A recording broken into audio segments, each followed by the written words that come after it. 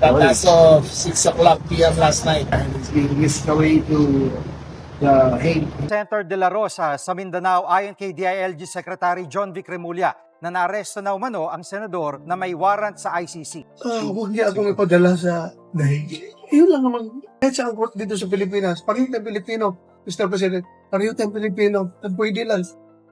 Kung nag-scroll ka sa Facebook o TikTok kahapon, tiyak na nabasa mo rin ito. Nahuli na si Bato de la Rosa, dinadala na sa The Hague. Pero bago ka pa mag-panic buy ng popcorn o manood sa live stream ng ICC, tara, chill muna tayo. Dahil ang totoo, ibang-iba ito sa kwento na kumakalat online. Ngayon, ipapaliwanag ko sa iyo ang buong katotohanan sa simpleng paraan na maiintindihan mo agad. Simulan natin sa gossip mismo. Kumalat kahapon at kagabi sa Facebook, TikTok at iba't ibang YouTube channels ang balita na si Senador Ronald Bato de la Rosa ay di umano'y nahuli sa Davao at agad na isinakay sa isang charter flight patungo sa International Criminal Court sa The Hague, Netherlands. Pumasa raw ang eroplano sa Villamore Air Base. Sinasabi pang nakita na siyang eroplano patungo sa Netherlands. At dahil sa dami ng nag-share nito, maging si Attorney Jimmy Bondoc ay nag-post ng bad news, humihiling ng dasal para sa kapayapaan sa bansa. Nagkalat ang imahinasyon ng mga netizen. Isipin mo na lang ang mga imahinasyon na parang nagsimula habang kumakain siya ng durian sa Davao. Biglang dumating ang NBI. May mga kwentong nakuha siya sa isang motel. Bakit kaya sa motel? Kung mayaman naman siya at senador, bakit hindi sa 5-star hotel? Marami rin ang naniniwala dahil naaalala natin ang dramatic standoff sa Senado nung sinubukang iserve ang ICC warrant. Nagkaroon ng gulo, may mga bumaril, may nasugatan, kaya't naging madaling paniwalaan ng lahat ang bagong kwentong ito. Ngayon, pag-usapan natin ang tunay na sagot. Dahil kahapon din, agad tumugon ang DOJ at NBI. Ang sagot nila, fake news. Sinabi nila, patuloy pa lang silang manhunt kay Bato de la Rosa. Walang official report na siya ay naaresto. And it's being whisked away to the Hague. Hindi po totoo yan. Lahat ng law enforcement units, Senator Bato is still being hunted down. Ngayon, alamin natin ang tunay na kaso. Ang International Criminal Court, ang hukuman sa Netherlands, na hinuhusgahan ang mga seryosong kaso tulad ng crimes against humanity.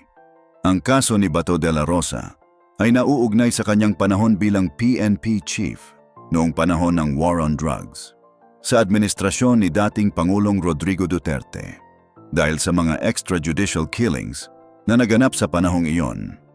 Naging isa siya sa mga suspect sa naimbestigahan ng ICC.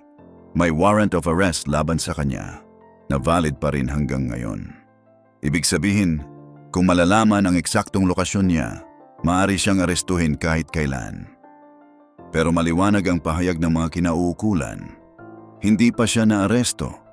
Hindi pa siya nagpakita sa harap ng ICC. Hindi pa siya nagbibihis ng winter coat.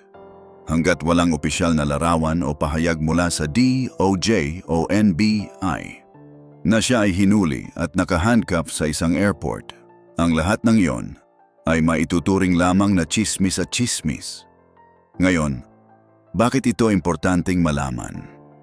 Dahil marami tayong nakikitang thumbnail sa YouTube na may litrato ni Bato na may question mark o exclamation point na parang siya na talaga ang naaresto. Pero pagbukas ng video, hindi pa pala totoo ang kwento. Panay lang ito clickbait. Kaya't ang payo natin, huwag agad maniwala sa mga video na may dramatikong music at mga red circles sa thumbnail.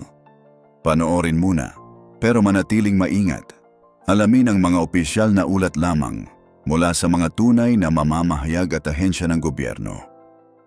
Kailangan din nating maintindihan ang kalagayan ng lahat. Marami ang gustong siya ay maaresto para matapos ang gulo tungkol sa kanya.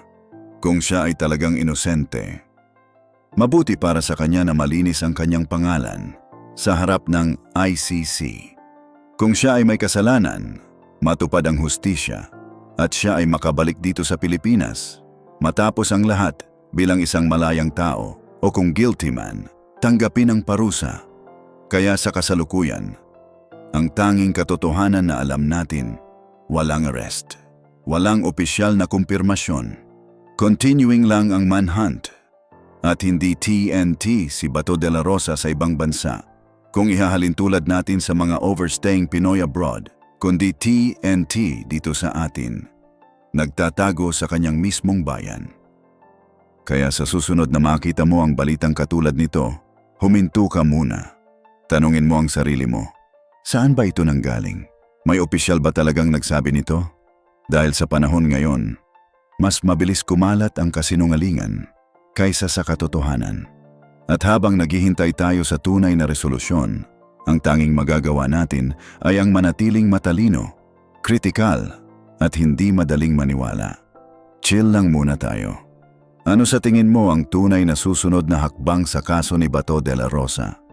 I-comment mo sa baba at huwag kalimutang mag-subscribe para sa iba pang balita at paglilinaw sa mga kumakalat na chismis.